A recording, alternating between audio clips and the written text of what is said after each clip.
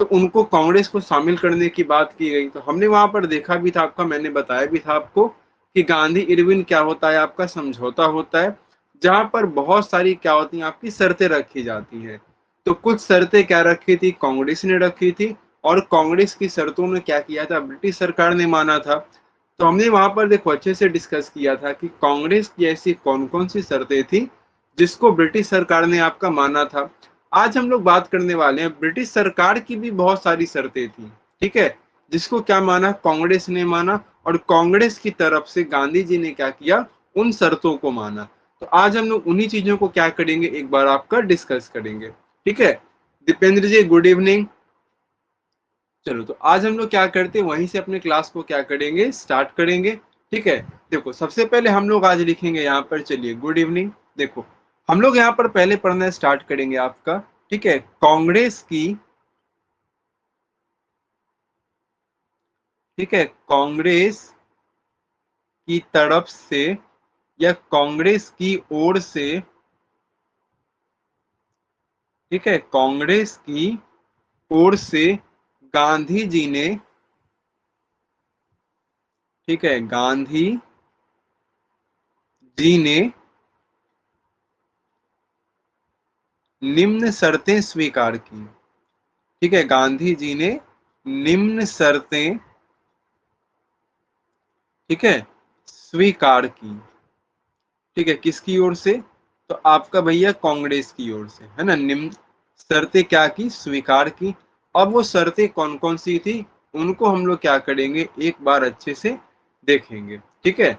चलो अब शर्तों की बात की जाए तो पहली शर्त देखो कौन कौन सी है, ध्यान से समझना और ध्यान से इसको लिखना। देखो पहली शर्त तो रखी गई ब्रिटिश सरकार के द्वारा, जिसको कांग्रेस ने माना। बोला गया क्या भैया आपका, कि जो सविनय अवज्ञा आंदोलन है, ठीक है, आपको पता होगा इस समय देश में क्या चल रहा था आपका, सविनय अवज्ञा आंदोलन चल रहा था। तो बोला गया आपका सविनय अवज्ञा आंदोलन,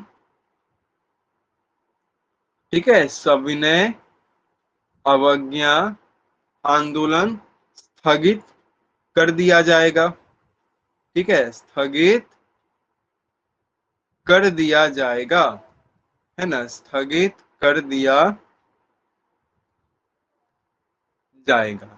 ये पहली बात मानेंगे, गांधी जी ने मान लिया भैया ठीक है, सविनय अवज्ञा स्थगित कर देंगे और हम लोग क्या करेंगे, दूसरे गोलमेज सम्मेलन में भाग लेंगे। इसके अलावा दूसरी शर्त आप देखोगे तो दूसरी शर्त माना गया, ठीक है, जो रखी गई आपकी, कि कांग्रेस क्या करेगा, है ना, कांग्रेस भाई क्या करेगी, तो कांग्रेस द्वितीय गोलमेज सम्मेलन में, ठीक है, कांग्रेस द्वितीय गोलमेज सम्मेलन में भाग लेगी, है ना, कांग्रेस क्या करेगी, द्वितीय गोलमेज सम्मेलन में भाग लेगी। ये दूसरी बात इंपॉर्टेंट है आपकी, ठीक है। तो कुल दो शर्तें यहां पर मानी गई, अभी तक हमने देखा। इसके अलावा अन्य शर्तों की बात करोगे तो आप लिखोगे कांग्रेस, ठीक है, अन्य शर्तों में आएगा आपका, है ना, कांग्रेस, ठीक है, ब्रिटिश सामान का, ठीक है, कांग्रेस क्या करेगी भैया, तो कांग्रेस ब्रिटिश सामान का, ठीक है, पूनम जी गुड इवनिंग, कैसे हैं बताना एक बार, ठीक है, कांग्रेस ब्रिटिश सामान का, ठीक है, कांग्रेस ब्रिटिश सामान का बहिष्कार, ठीक है, बहिष्कार नहीं करेगी।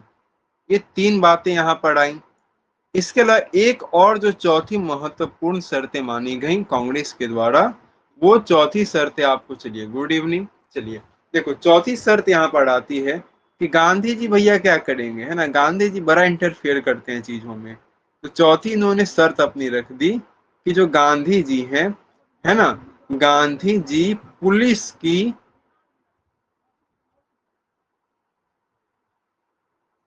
ठीक है, गांधी जी पुलिस की जातियों का,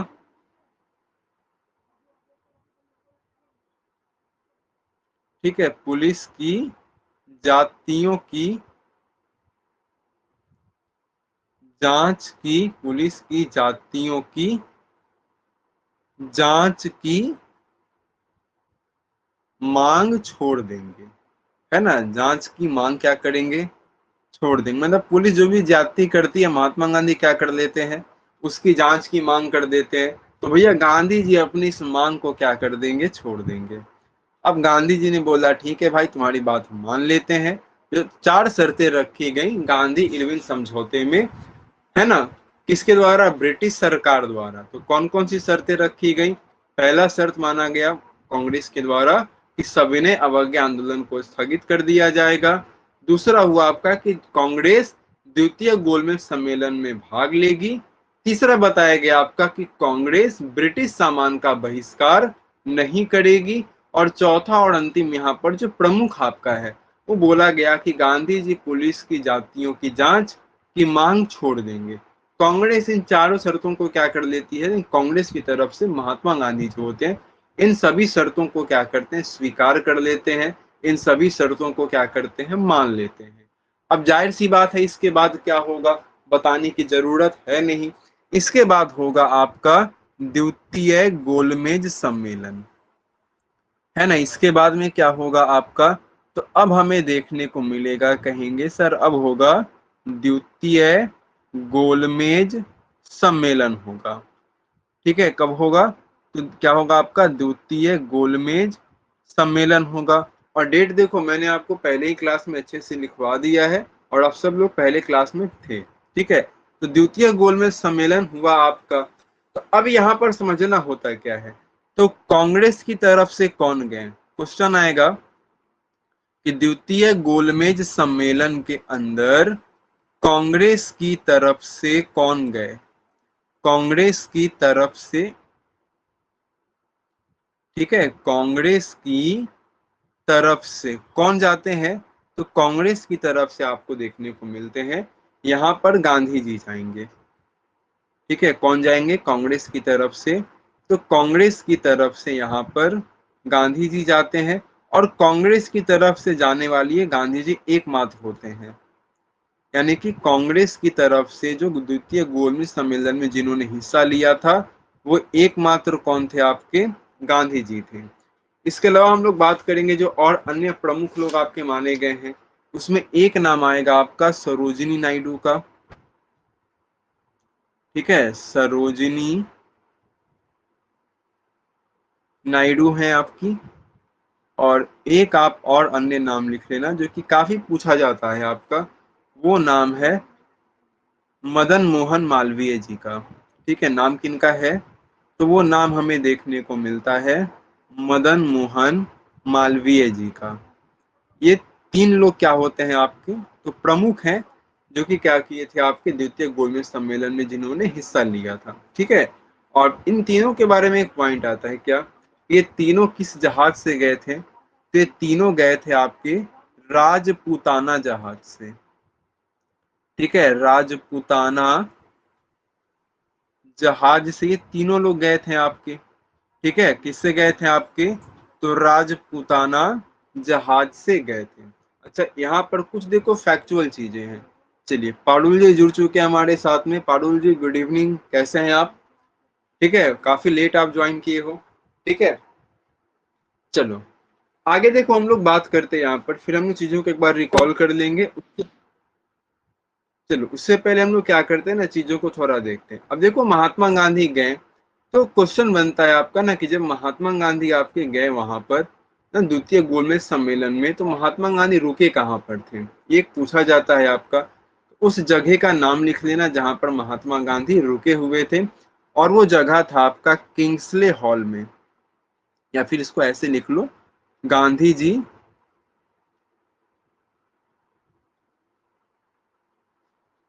ठीक है, गांधी जी किंग्सले,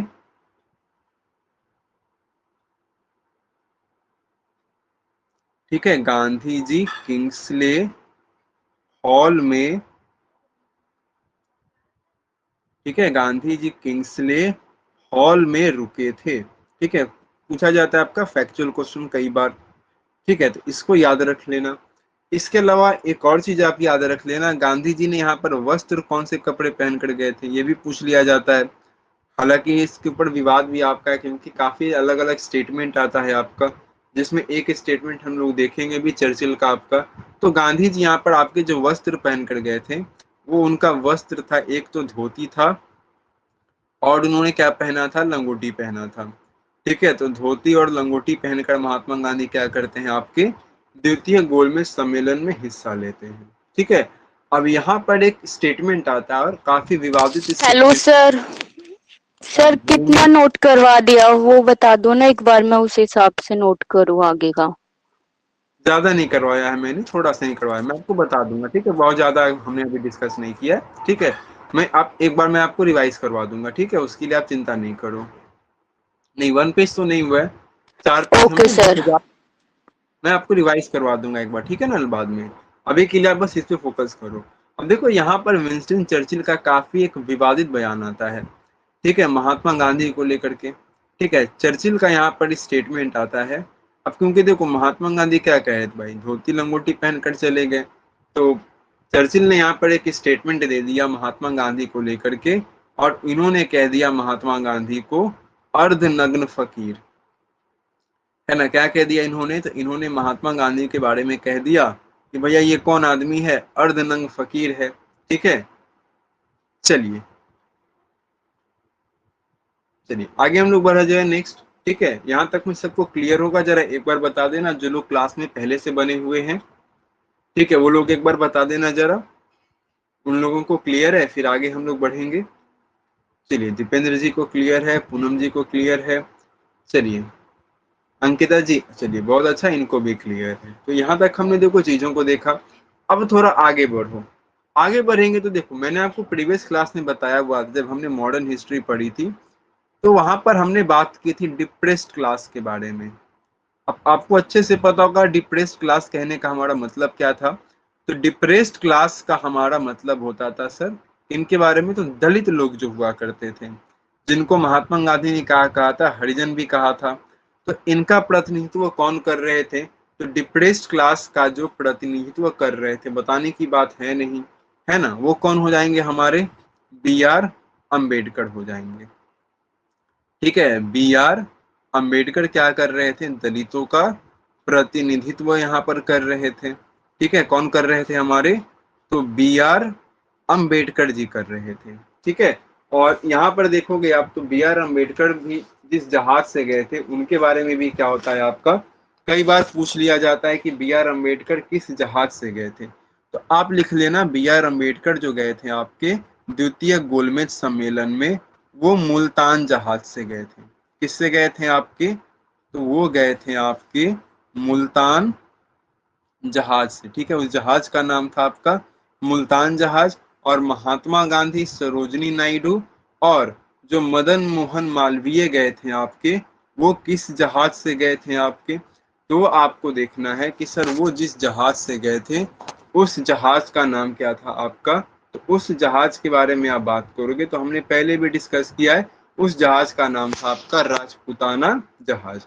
ठीक है, चलिए आगे बढ़ा जाए। अब देखो, डिप्रेस क्लास हमने बात कर ली। इसके अलावा आप देखना, मुस्लिम लीग की तरफ से कौन गए थे, मुसलमानों की तरफ से आप बात कर लो, तो आप सिंपल यहाँ पर लिख लेना मुस्लिम लीग की तरफ से, क्योंकि जाहिर सी बात है ना, मुस्लिम लीग क्या है आपकी, है ना, मुस्लिम लीग की जब बात करोगे तो जाहिर सी बात है सर, वो मुसलमानों की ही पार्टी है। ठीक है, तो मुस्लिम लीग की तरफ से यहाँ पर गए थे आपके द्वितीय गुलमेज सम्मेलन के अंदर मोहम्मद अली जिन्ना। ठीक है, कौन गए थे हमारे, तो मोहम्मद अली जिन्ना गए हुए थे यहाँ पर। ठीक है, चलिए अब यहाँ पर देखो पॉइंट क्या निकलता है। अब पॉइंट यहाँ पर आता है द्वितीय गोलमेज सम्मेलन को लेकर के, तो कई सारी बातें हमें देखने को मिलेंगे ना। साक्षी जी गुड इवनिंग, कैसे हैं बताना। अब देखो, द्वितीय गोलमेज सम्मेलन में कुछ चीजें होती हैं, वो कौन कौन सी चीजें हुई जो कि बड़ी प्रमुख थी, जिस कारण से आप देखोगे कि द्वितीय गोलमेज सम्मेलन में भी हमें निराशा मिलती है। तो सबको यहाँ पर कुछ मांगे होती हैं। मांग क्या क्या होती है, तो पहला देखो, तो मांग किया गया किस चीज का, अखिल भारतीय संघ बनाने की बात कही गई। ठीक है, पहली बात किसकी की गई, तो अखिल भारतीय संघ बनाने की बात की गई, ये पहली इंपॉर्टेंट चीजें आपकी है। अखिल भारतीय संघ बनाने की बात कही गई आपकी। इसके अलावा दूसरा कहा गया आपका, दूसरी जो बातें यहाँ पर आई वो बातें आती हैं आपकी वयस्क मताधिकार के बारे में, यानी कि इनकी जो भी लोग वयस्क हैं उनको भैया क्या देना चाहिए, मताधिकार देना चाहिए, उनको राइट टू वोट देना चाहिए। ये बातें आई आपकी। ठीक है, चलिए अनूप जी गुड इवनिंग, कैसे हैं? ठीक है, ये बातें आती है। तीसरा यहाँ पर देखना बड़ा इंपॉर्टेंट है। यहाँ पर जैसे आपको देखो पता भी होगा, जैसे प्रथम गोलमेज सम्मेलन जो मैंने आपको पढ़ाया था, तो मैंने वहां पर आपको बताया था कि जो डिप्रेस क्लास का जो प्रतिनिधित्व कर रहे थे हमारे B.R. अम्बेडकर, वो क्या करते हैं, दलितों के लिए, डिप्रेस क्लास के लिए पृथक निर्वाचन की मांग करते हैं। तो यहाँ पर आप देखोगे SC की क्या थी, यहाँ पर पृथक निर्वाचन की इन्होंने क्या कर दी, मांग कर दी, जो कि पहले से इनकी मांग थी। यहाँ पर इन्होंने अपनी मांगों को दोबारा क्या किया, जाहिर किया, दोबारा इन्होंने क्या किया, उस चीज की मांग की। ठीक है, तो पृथक निर्वाचक की इन्होंने क्या कर दी भाई, मांग कर दी। चौथा यहाँ पर देखोगे मोहम्मद अली जिन्ना भी कुछ मांग कर रहे हैं, और जैसे जिन्ना के बारे में मैं आपको पढ़ाऊंगा कभी, तो मैं आपको बताऊंगा जिन्ना का आपका ना 14 सूत्रीय मांग था। जिन्ना का भाई अपना क्या था, तो मोहम्मद अली जिन्ना का अपना 14 सूत्रीय क्या था, मांग था। ये अपनी 14 सूत्रीय मांग यहाँ पर लेकर के आते हैं। अब अंग्रेजों का देखो काम क्या है, तो आपको अच्छे से पता है अंग्रेजों की नीति क्या रही है। आप सिंपल कह दोगे सर अंग्रेजों की नीति रही है डिवाइड एंड रूल की, है ना। इनकी नीति हमेशा से क्या रही है, आप कहेंगे सर इनकी नीति हमेशा से रही है डिवाइड एंड रूल की, है ना, फूट डालो शासन करो की।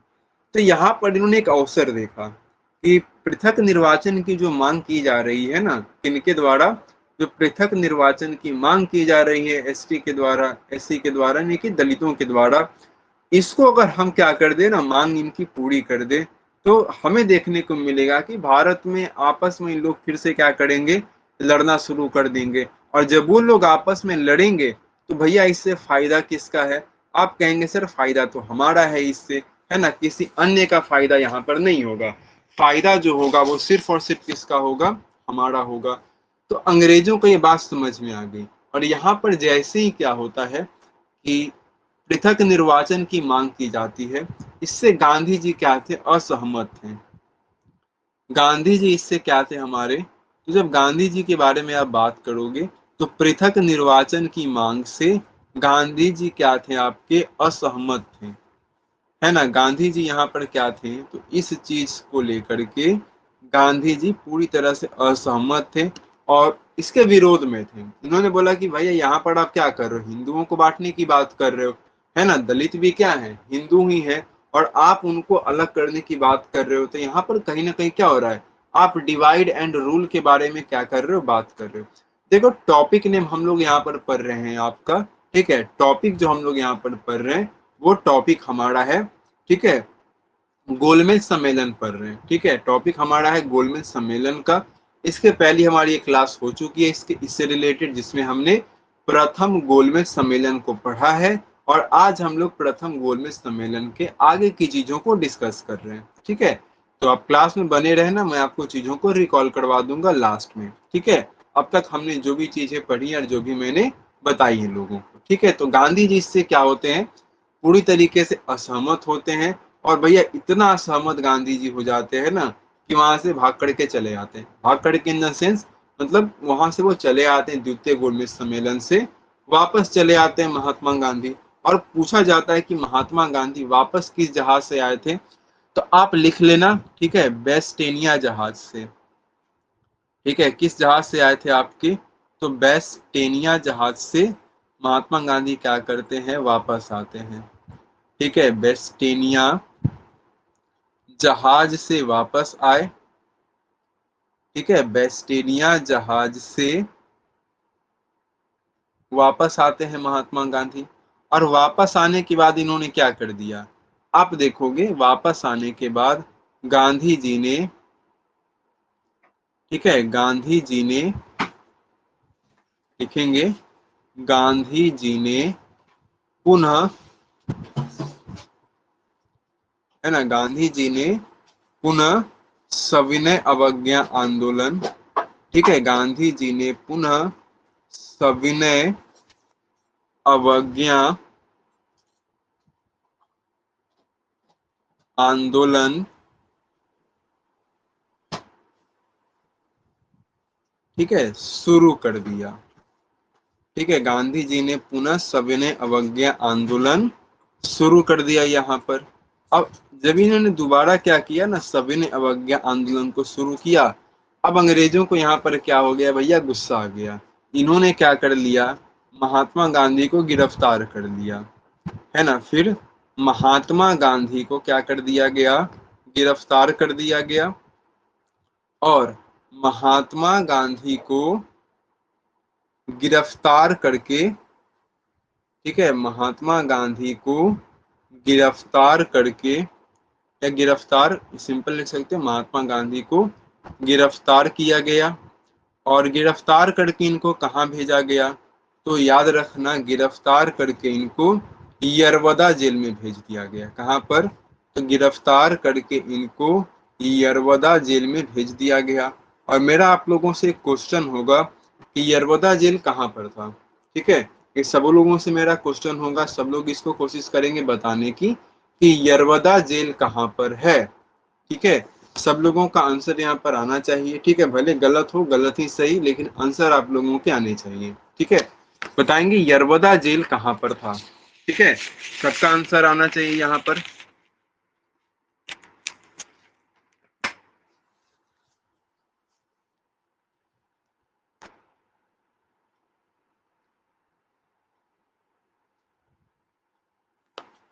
चलिए कोई बात नहीं, देखो लिख लोगे आप, अगर नहीं पता तो। चलिए आंसर आया है, 1 मिनट रुक जाएंगे। चलिए कोई बात नहीं, गुजरात में नहीं है पारुल जी, कोई बात नहीं, लिख लेना यरवदा जेल कहाँ पर है, आपका पुणे के अंदर में, कोई बात नहीं। ठीक है, चलो आपने कम से कम कोशिश भी की।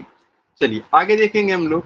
देखो अब यहाँ पर क्या होता है, तो ये चीजें सब सही सही चल रही थी, यहाँ तक सही रहा आपका, वापस हो गया। लेकिन एक कोई दिक्कत क्या आई, तो दिक्कत आई आपकी कि उस समय जो राजा था ब्रिटेन का, रैमजे मैकडोनाल्ड, इसने क्या किया भैया, तो इसने आपका सांप्रदायिक पंचायत पर क्या किया था, लोगों से सिग्नेचर करवा लिया था।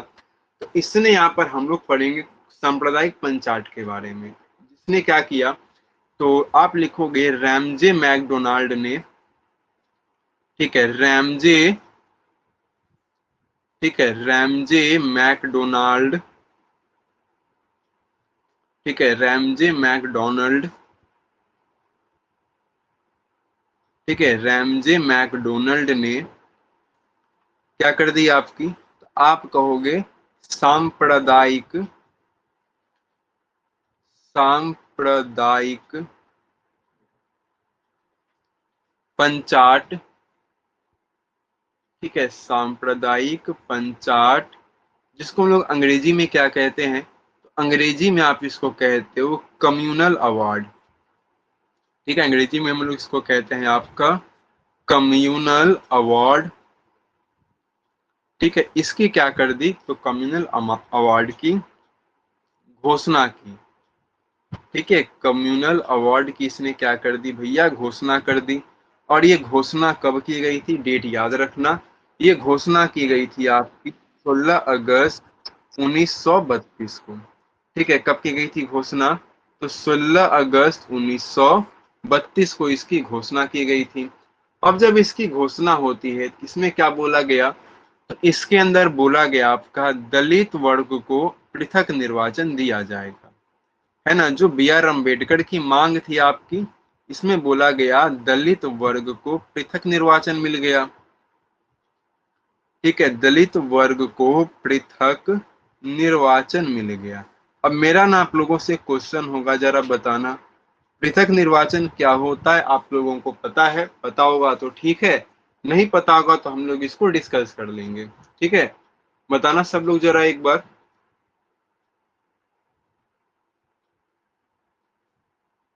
ठीक है, पृथक निर्वाचन क्या होता है, सबको क्लियर है, या किन्हीं के कुछ डाउट अगर इसको लेकर के है तो बता देना मैसेज में, मैं क्लियर कर दूंगा एक बार, फिर आगे बढ़ेंगे हम लोग। ठीक है, बताएंगे सब लोग एक बार जरा। सर वो वोटर के या मताधिकार में निर्वाचन के लिए समान समाज में। हाँ, वो तो सही नहीं, पृथक निर्वाचन के बारे में मैं आप देखो, मैं एक बार क्लियर करता हूँ, ठीक है, सब लोग ध्यान से देखना। देखो, जैसे नॉर्मली क्या होता है, देखो जब चुनाव होते हैं, ये थोड़ा सा इंपॉर्टेंट है आपको, देखो लिखने की इसको जरूरत नहीं है, बस आपको ये समझना है, ठीक है, लिखना नहीं इसको आप। देखो जब कभी चुनाव होता है तो कई बार आपने देखा होगा ना कि जब चुनाव होते हैं तो बहुत सारी सीटों पर आपके चुनाव किए जाते हैं। पूनम जी म्यूट कर दीजिएगा। Okay okay sir. देखो जब चुनाव होते हैं तो बहुत सारी सीटों पर आपके चुनाव किए जाते हैं। तो आप देखोगे ना चुनाव के अंदर में क्या होता है, तो अलग अलग तरह के लोग होंगे। जैसे जाति आधार पर देखोगे तो कुछ जनरल लोग होते हैं, ओबीसी लोग होते हैं, कुछ एससी एसटी कैटेगरी के भी लोग होते हैं। तो हमारे यहाँ पर देखो आम चुनाव होता है, हर तरह के लोग क्या करेंगे, आपके पार्टिसिपेट करते हैं, जो नॉर्मल चुनाव होता है आपका। इसमें आप देखोगे ना कुछ सीटें आरक्षित होती हैं, है ना, आपको अच्छे से पता होगा आरक्षित सीटें। तो कुछ सीटें यहाँ पर क्या होती हैं, आरक्षित होती हैं। जैसे मैं यहाँ पर एग्जांपल दूंगा आपको, कि जैसे बोला गया कि एक पर्टिकुलर जगह है, जैसे एग्जांपल हम लोग रियल तो नहीं लेंगे, बस एग्जांपल समझ लो, ए नाम का एक जगह है, इस पर जो कैंडिडेट खड़ा होगा वो आरक्षित कर दिया गया है कि यहाँ पर कोई क्या होगा आपका, तो शेड्यूल्ड कास्ट का आदमी ही क्या होगा, चुनाव में खड़ा होगा, ठीक है, ये होता है। ठीक है, तो यहाँ पर आरक्षित हो गया। लेकिन जब मत देने की बात आएगी, वोट देने की बात आएगी, तो आप कहोगे सर मत तो सभी लोग देंगे, है ना, तो ये आरक्षित होता है, इसमें कोई गलत चीज उतनी नहीं है, ठीक है, ये सही आपका है। लेकिन जब पृथक निर्वाचन की आप बात कर लोगे, समझना इसको थोड़ा ध्यान से, जब पृथक निर्वाचन की बात आती है ना, तो पृथक निर्वाचन में देखो दिक्कतें कहाँ पर आती हैं। पृथक निर्वाचन में दिक्कत ये है कि जैसे मान के चलो बी नाम का एक सीट है, तो इस पर कोई चुनाव में खड़ा होगा, तो मान के चलो सीट आपका पृथक चुनाव की बात कर रहे हैं, जैसे एसटी के लिए आपका पृथक निर्वाचन की बात है, तो 20 सीट पर कोई व्यक्ति अगर खड़ा होगा तो शेड्यूल कास्ट का ही व्यक्ति खड़ा होगा, जो अनुसूचित जाति का व्यक्ति होगा वही क्या होगा, आपका चुनाव के अंदर में खड़ा होगा। और जब मत देने की बात आएगी ना, तो मत भी कौन देगा, मत सिर्फ वही लोग देंगे जो शेड्यूल कास्ट के हैं, इसे कहते हैं पृथक निर्वाचन, ठीक है। तो मतलब इसमें पृथक निर्वाचन में क्या होगा, जिस जाति के लोग चुनाव में खड़े होंगे सिर्फ वही जाति के लोग क्या करेंगे, वोट देने का उनको अधिकार होगा। ये होता है आपका पृथक निर्वाचन। इसी तरह का पृथक निर्वाचन की बात आपकी कही गई थी 1919 के अंदर, 1909 में, जब मॉडलेमेंटरी फॉर्म आता है आपका, और यहाँ पर मुस्लिमों को पृथक निर्वाचन दिया भी गया था आपका। और 1919 मैंने आपको बताया था पिछली क्लास में कि सिखों के लिए भी पृथक निर्वाचन मिल गया था आपका, ठीक है। तब सब लोग जरा एक बार बता देना, अंकिता जी, दीपेंद्र जी, अब आप लोगों को क्लियर रहेगा पृथक निर्वाचन क्या होता है, जरा एक बार आप लोग बता देना।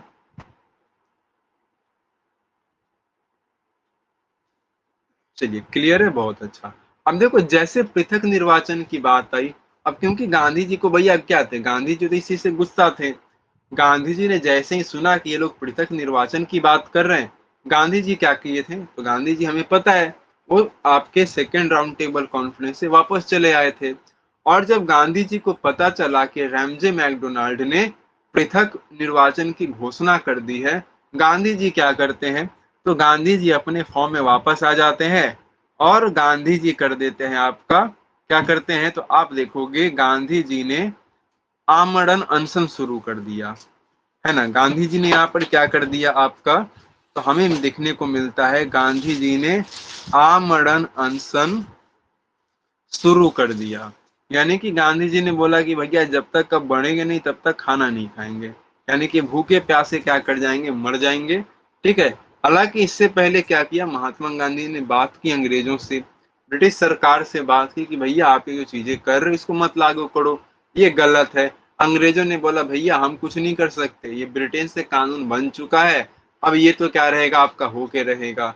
तो हालांकि इसमें बोला गया कि जो आप और दलित जो समाज के लोग हैं, अगर आप आपस में कुछ क्या कर लो, चीजों को मतलब बीच का एक रास्ता निकाल लो तो कुछ हो सकता है। तो गांधी जी ने यहाँ पर अपना आमरण अनशन शुरू कर दिया। और गांधी देखो घोषणा कब होती है, तो घोषणा हुई आपकी 16 अगस्त 1932 को, और गांधी जी ने अपना आमरण अनशन शुरू कर दिया 20 अगस्त 1932 को। कब शुरू किया, तो 20 अगस्त 1932 को। ठीक है, अब यहां से देखो दिक्कत आती है। अब क्योंकि महात्मा गांधी, क्योंकि उस समय उनकी एज अच्छी खासी आपकी हो चुकी थी, और आमरण जब वो अनशन पर आपका बैठे तो दिक्कतें आनी शुरू होने लगी है ना। बी आर अम्बेडकर के ऊपर काफी प्रेशर बनने लगा, महात्मा गांधी की तबीयत वगैरह भी बिगड़ने लगी। अब भाई उन्हें लगा कि अगर गांधी जी को कुछ हो जाए तो लोग तो मुझे क्या करेंगे ना, जिंदा नहीं छोड़ेंगे। तो जिस कारण से एक फैक्ट आपको देखने को मिलता है, और ये फैक्ट आपका काफी इंपॉर्टेंट है, जिसको हम लोग कहते हैं आपका पूना पैक्ट। नाम आप सबने सुना होगा। ठीक है, क्या होता है आपका पूना पैक्ट होता है, जिसको हम लोग आपका पूना समझौता के नाम से भी जानते हैं। ठीक है, जिसको हम लोग क्या जानते हैं, आप कहोगे सर इसे हम लोग पूना समझौता नाम से भी जानते हैं। ठीक है, ये पैक्ट किनके बीच में हुआ था बताने की जरूरत होगी नहीं। ये पैक्ट हुआ था आपका बी आर अम्बेडकर और महात्मा गांधी के बीच में। बी आर अम्बेडकर है ना, और महात्मा गांधी के बीच होता है। स्थान कहाँ पर हुआ था, तो आपको अच्छे से पता है, इस समय गांधी जी कहाँ थे, जेल के अंदर भैया बंद थे। तो पूना के यरवदा जेल में। स्थान कहाँ पर था आपका, तो पूना का यरवदा जेल स्थान था। यहीं पर क्या हुआ था आपका पूना पैक्ट हुआ था। ठीक है, स्थान क्या था आपका, तो स्थान था हमारा पूना का यरवदा जेल से। अब यहाँ पर देखो क्या होता है, अब देखो इसके लिए जो अब साइन जो, अब यहाँ पर देखो जब पूना पैक्ट हुआ तो सिग्नेचर हुआ, बाकायदा आपका समझौता हुआ बी आर अम्बेडकर और महात्मा गांधी के बीच में। तो डिप्रेस्ड क्लास की तरफ से सिग्नेचर किन्होंने किया, आप सबका आंसर आना चाहिए। डिप्रेस्ड क्लास की तरफ से जो सिग्नेचर है वो बाबा साहब अम्बेडकर ने किया। सब लोग नाम लिखेंगे एक बार। ठीक है, किन्होंने किया, बाबा साहब अम्बेडकर ने। और जब बात करेंगे आपके ना कांग्रेस की तरफ से, तो कांग्रेस की तरफ से सिग्नेचर या हस्ताक्षर किन्होंने किया, आप सब कह दोगे सर जाहिर सी बात है कांग्रेस की तरफ से जो हस्ताक्षर किए गए थे किन के द्वारा किए जाएंगे, सब लोग जरा बताना एक बार नाम उनका, है ना। कांग्रेस की तरफ से हस्ताक्षर किन के द्वारा किया जाएगा, एक बार बताएंगे सब लोग आंसर, है ना, कि कांग्रेस के तरफ से किन्होंने हस्ताक्षर किए हैं, बताना सब लोग एक बार जरा। ठीक है, नाम लिखेंगे सब लोग एक बार कि कांग्रेस की तरफ से किन्होंने हस्ताक्षर किए।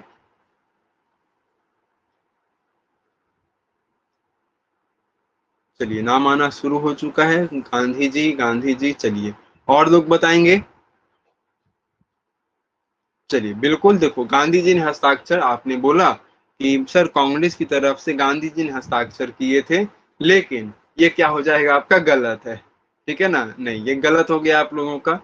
कांग्रेस की तरफ से जो हस्ताक्षर किए गए थे वो हस्ताक्षर आपके किए गए थे मदन मोहन मालवीय के द्वारा। गांधी जी की तरफ से, यानी कि कांग्रेस में जब गांधी जी की बात करोगे तो गांधी जी की तरफ से जो हस्ताक्षर किया गया था वो मदन मोहन मालवीय द्वारा किया गया था। ठीक है, किनके द्वारा, मदन मोहन मालवीय द्वारा किया गया था। ध्यान रखना, गलत नहीं करना आगे से। ठीक है, चलिए। अच्छा, ये जो पूना समझौता हुआ, ये पूना समझौता करवाने की प्रयास किसकी कोशिश से हो पाया, तो दो नाम याद रखना। पहला नाम तो आता है हमारे तेज बहादुर सप्रू जी का। ठीक है, पहला नाम किनका आता है, तो पहला नाम आता है तेज बहादुर सप्रू का। ठीक है, एंड दूसरे हम लोग नाम की बात करेंगे तो दूसरा नाम आता है आपका सी राजगोपालाचारी का, यानी कि चक्रवर्ती राजगोपालाचारी जी का।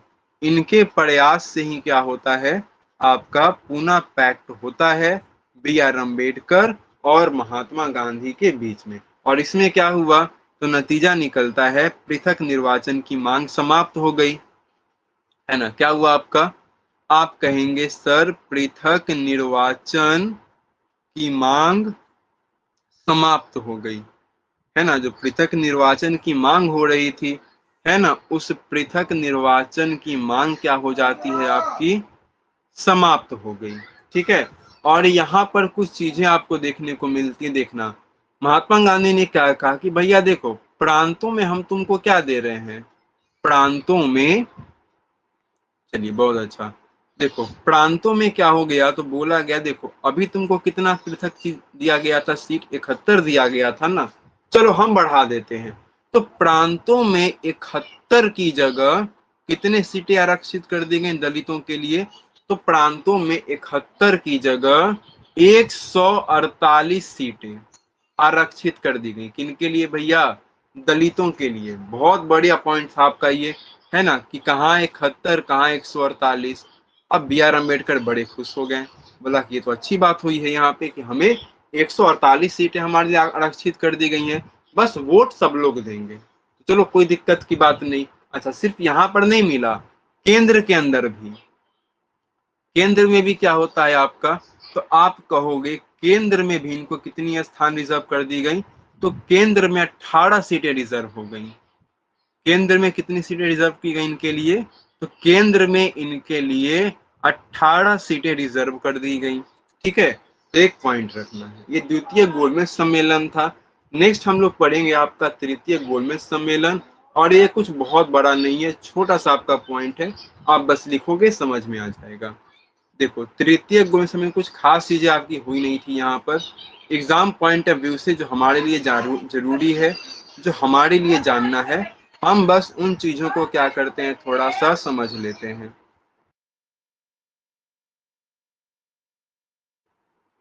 ठीक है, जो हमारे काम के लिए, हमारे एग्जाम के लिए है, हम उन चीजों को बस एक बार क्या करते हैं, देख लेते हैं।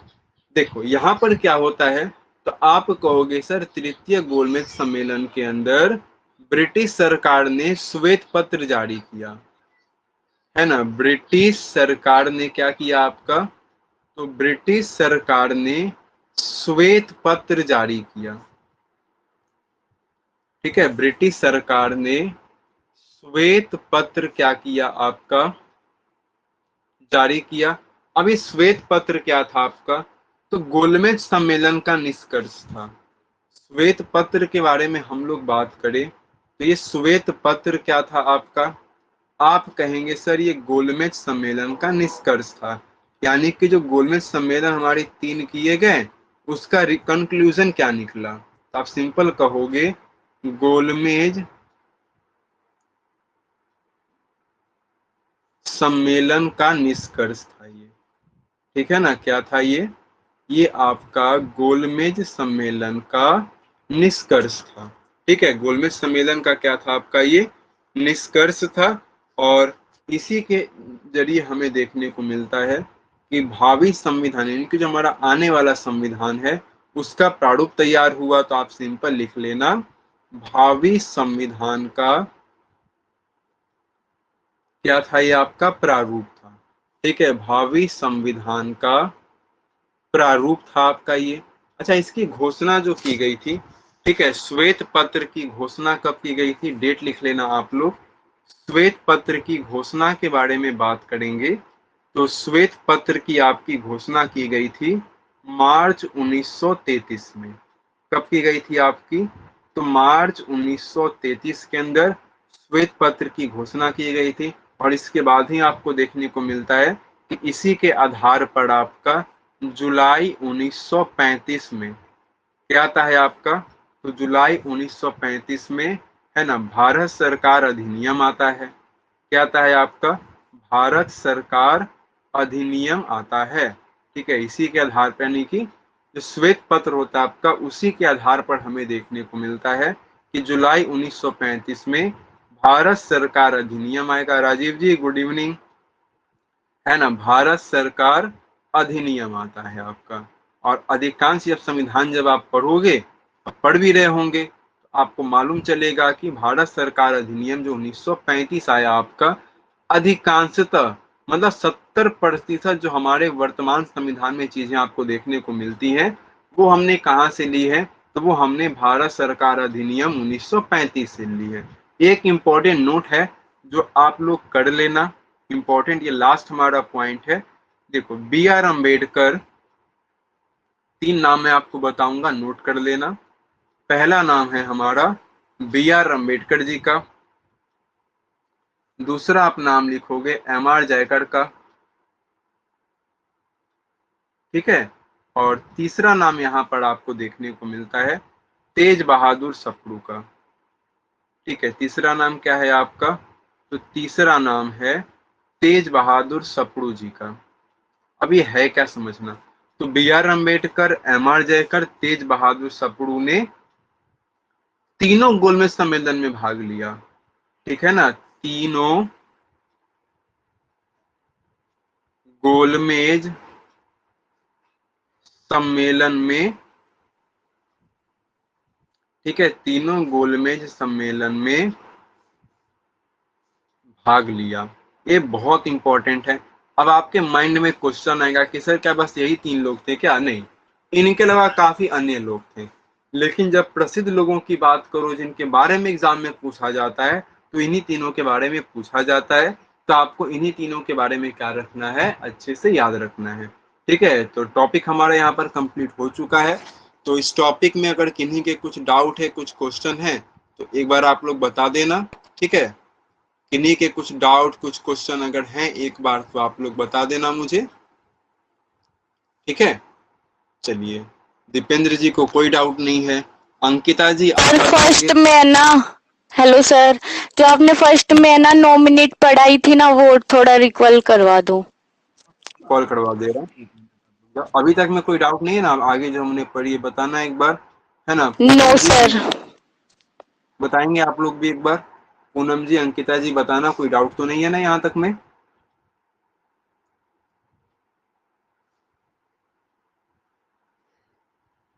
चलिए, कोई डाउट नहीं है, बहुत ही अच्छा। देखो स्टार्टिंग में मैंने जो 4-5 स्लाइड आपकी छूट गई है, मैं आपको रिकॉल करवा देता हूँ। देखो मैंने आपको लास्ट क्लास में क्या बताया था कि प्रथम गोलमेज सम्मेलन के बाद में क्या होता है, गांधी इरविन पैक्ट होता है। जहां पर कांग्रेस क्या कर, जहां पर ना जो ब्रिटिश सरकार है, वो कांग्रेस की कुछ शर्तें मानती हैं। हमने उन शर्तों के बारे में डिस्कस भी किया था अपनी प्रीवियस क्लास में। और आज हमने बात की, देखो समझौता एक तरफ से होता नहीं है, समझौता आपके दोनों तरफ से होते हैं। कुछ बात आपको माननी पड़ेगी, कुछ आपकी बातें उनको माननी पड़ेंगी। तो भैया ब्रिटिश सरकार ने तो हमारी बातें मान ली, तो कांग्रेस ने भी कुछ बातें मानी ब्रिटिश सरकार की। और वो बातें कौन कौन सी, तो वही देखना। पहला था कि कांग्रेस ने माना कि भैया हम सविनय अवज्ञा आंदोलन को स्थगित कर देंगे। फिर इसके बाद कांग्रेस क्या करेगी, आपकी द्वितीय गोलमेज सम्मेलन में भाग लेगी, ठीक है। और तीसरी बात यहाँ पर की गई आपकी, ठीक है। जब तीसरी बात के बारे में बात करोगे, ठीक है, देखो तीसरी बात यहाँ पर जो कही गई, उसमें बताया गया आपका कि कांग्रेस क्या करेगी, ब्रिटिश सामान का विरोध नहीं करेगी, इस बात को माना गया। चौथी बात यहाँ पर मानी गई कि गांधी जी क्या करते हैं, जो पुलिस ज्यादती करते हैं, गांधी जी हमेशा उसकी जांच की मांग कर देते हैं। भैया गांधी जी उसकी जांच की मांग को क्या कर देंगे, छोड़ देंगे। ये 4 बड़ी महत्वपूर्ण बातें हुई जो कांग्रेस ने क्या किया, कांग्रेस की तरफ से महात्मा गांधी ने क्या किया, ब्रिटिश सरकार की इन बातों को माना। और इसके बाद हमने देखा कि महात्मा द्वितीय गोलमेज आपका सम्मेलन होता है, कांग्रेस की तरफ से आपके गांधी जी जाते हैं, और कांग्रेस की तरफ से जाने वाले गांधी जी एकमात्र थे। इनके अलावा सरोजनी नायडू, मदन मोहन मालवीय भी आपके जाते हैं। और ये तीनों आप इकट्ठे एक साथ गए थे राजपूताना जहाज से। महात्मा गांधी आपके किंग्सले हॉल में रुके थे। गांधी जी ने आपका धोती और लंगोटी वस्त्र पहना था। और यहीं पर विंस्टन चर्चिल का स्टेटमेंट आता है, उन्होंने महात्मा गांधी को लेकर के एक स्टेटमेंट दिया, अर्धनंग फकीर कह दिया उन्होंने महात्मा गांधी को। बाकी यहाँ तक आपको क्लियर होगा, है ना? यहाँ तक आपकी यस कंप्लीट सर। है part? Yes sir, thank you sir. तो कोई डाउट वगैरह क्लास के अंदर में है? अगर किन्हीं को कुछ क्वेश्चन वगैरह पूछना है तो आप लोग पूछ सकते हो एक बार, ठीक है। कुछ अगर डाउट है, कुछ क्वेश्चन आप लोगों को पूछना है तो एक बार पूछ सकते हो, वरना क्लास हम लोग यहाँ पर अपने एंड करेंगे। चलिए, कोई दिक्कत नहीं है। पूनम जी आप बताना, क्लियर है आपको या कुछ डाउट है?